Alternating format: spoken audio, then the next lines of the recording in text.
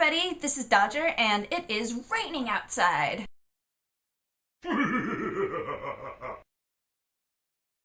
But today, I hope you're ready, because we have another top 5. However, we're going to do the news first, like classy gentlemen. Bunch of fantastic trailers have come out, just want to give you a heads up. There's the LEGO Universe trailer that just came out, it's super, epic. Also, the new God of War Ghost of Sparta trailer has come out for the PSP, and that, I go back and forth on whether or not I think that franchise should keep going, but, it still looks, I don't want to overuse epic, it looks intense. We already talked about the X-Men Destiny trailer that's really vague and doesn't really tell you a whole lot. Secondly, Steam is going to be down on Monday for 4-ish hours. Fortunately, the only thing that you can do on Steam while it's down is you can play games that don't require the Steam Online. Like, you can play any game that you don't need to be online to play. If that's not good enough, you could read a book or go for a walk. The possibilities are endless. Downtime is scheduled for 4 a.m. to 8 a.m. Pacific Standard Time, which is our time, those of you who are on the Northwest Coast. And now it's time for our top 5. I know, everyone's excited. There have been a lot of horror-based games coming out lately, and while I haven't played a ton of them, I've played enough of them that I think that I could give a pretty good list of my favorites. I should preface this list by saying that any of these games, if played in the daylight, are not all that terrifying to me. If I try to play them at night, usually the intro screen is enough to make me turn the console off and start a different game. I'm gonna try to give you guys a good mix, so let's hop in. My number 5 is BioShock. I know that people are gonna contend this, but I think my experience was that I was the last of my friends to play this game. So I sat down to play it, and of course all of my friends who had already played it were around. So when I would be about to go around a corner, they would start chuckling and whispering to each other and knuckle bumping. So, it's gee, I wonder if something's around this corner. When I'm playing a game, it's because I want to be freaked out. I get really upset when the scares get ruined for me.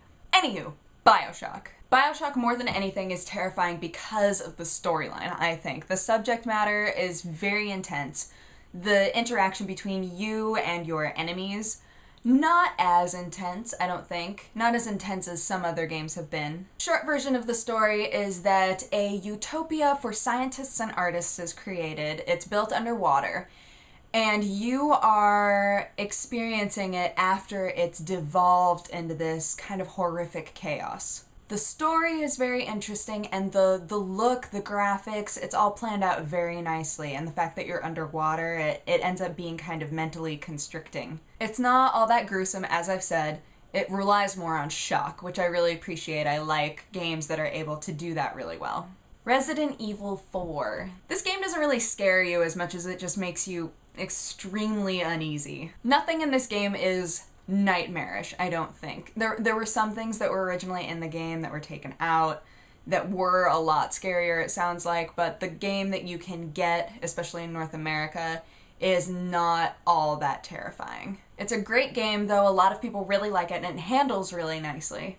Also, this is the first Resident Evil game that didn't rely on zombies. They picked something other than zombies, which was so nice. Although, in games when logically you know that your character is supposed to be quiet, but for whatever reason they're wearing the loudest shoes on the planet. Welcome to Resident Evil 4. But the colors and the graphics and the way that they all play together, it's too clean to be really scary. If you want something more middle of the road in terms of fear factor, this is a good game to play. Number 3. Dead Space. Dead Space is so scary to me. There is something extremely powerful about putting your characters in something that they can't escape from. This game, you're in space. You're in a spaceship. So, it's not like you can escape into the vacuum of space. Although they do employ shuttles and stuff, you never feel safe. The idea of this game, to put it as basic as possible, is you are on a ship that gets infected, and the humans who are infected by it attack you. And while I'm so sick of aliens and storylines having a hive mind, I thought that the plot in this was really good. Try this game out. It sounds pretty like to the point, but it's really not. It ends up kind of twisting on you a few times. So it's really good play. You can get this game on Steam, actually. They've already expanded on the series a lot, although as just a standalone game, it's excellent. Silent Hill 2. Silent Hill is a great mixture of puzzle and combat to me. Although, of course, you spend the entire time that you're playing this game just waiting for things to attack you. Especially when there's fog. Why is there fog? I hate it when they make it so I can't see. Also, can we establish that Pyramid Head is terrifying? Okay, so Silent Hill is not exactly a real place. It like, technically it has a place, like, on the map, but you have to be in a certain mental state to get there. The protagonist of each game ends up there to confront their inner darkness, so to speak. So these games, while they're not very combat heavy, they end up weighing very thickly on your mind. I enjoyed number 2 the most, although number 1, I think because you weren't sure what to expect, it ends up being the most freaky, I guess. I really liked the second one because they were able to build on that world. You saw some elements from the first one that came from that first mind, but within the second one, when you're following a different protagonist, you see how his psyche has built upon Silent Hill. And you gotta remember, I was like knee-high to a duck when I played the first Silent Hill game, and it was scary. Number 1. If you've been following horror games lately, you can probably guess what it is. Amnesia: The Dark Descent. A game that will make you poo yourself. It's so scary. Like, I know that I said that about Dead Space, but this game, like, you don't get a weapon. It's literally like you're walking around and you hear the protagonist, like, breathing heavier when they're scared. Like, when you hear something, he starts to breathe heavier, and you're like, no, I need you to be strong for me because I'm scared. And every time you see things that you think might, like, rip off your head, you have to go, like, hide. And it's like, oh no, what if I don't find a place to hide? What if I don't hide long enough? What if he's still there when I try to come out? Ah! I was gonna do a first impressions on this game, but I have too much pride.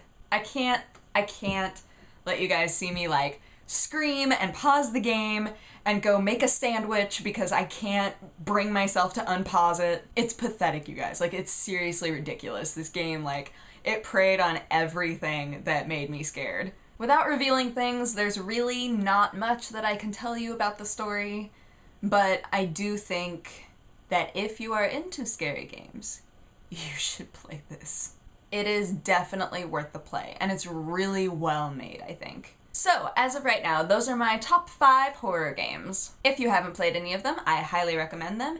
If you have one to rec to me, go for it, because I love playing new games.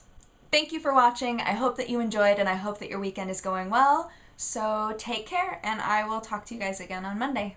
Bye-bye.